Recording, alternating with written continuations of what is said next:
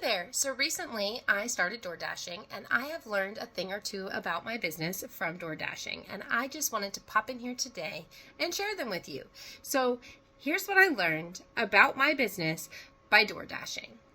My name is Kelly Harris and I am the CEO of Kelly Harris Creative. So here's what I learned. Experience matters. It matters for your employees, the kind of experience that they're having with you and your company, and it matters for your customers, the kind of experience that they're having with you. So, like I said, I started door dashing about a week ago because I wanted to try it because I have some friends who do it fairly regularly. And what I realized really quickly is there's a big difference between door dashing for a place like McDonald's and going and getting an order from a place like Applebee's or Outback Steakhouse or someplace like that. As a dasher, I love it when the experience is easy. I do not love having to go and pick up an order from McDonald's because it's not fun. Most of the time I get ignored. Most of the time they act like I'm an inconvenience, even though I'm picking up food that someone else has ordered from them and delivering it. And it's really disheartening. It usually takes longer at a place like that than it does if I go to an Applebee's or an Outback Steakhouse. So here's the thing though. When I go to a place like Applebee's or an Outback Steakhouse, they have a big, huge bag. They have a little carrier that they stick in the bag, that they stick the drinks in. They put it all in the bag. They put little stickers on the bag to, tamper-proof and all that thing. And they give me one bag.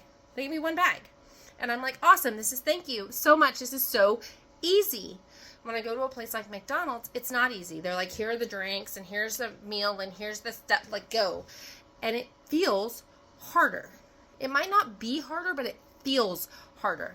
And so my 3 tips for you to create a great customer experience, regardless if you're door dashing or you're a copywriter or you're a coach or whatever that is that you do, is I need you to think about the customer experience. So here are my 3 tips. You're going to think about the experience from the customer's perspective, from the employee's perspective. How, if you were to step into their shoes, how is the experience? You may think that it's fabulous, but when you get on the customer side, it's really easy to see some cracks and some things that could be improved. That's the first thing. The second thing, make it easy. Cut out the unnecessary steps because you are trying to create an experience that people want to repeat. So, and I'm looking at my notes if you can't tell. Make it easy, cut out the unnecessary stuff. And the third thing I'm going to say is to put a bow on it. This is something a coach of mine used to tell me all the time, put a bow on it.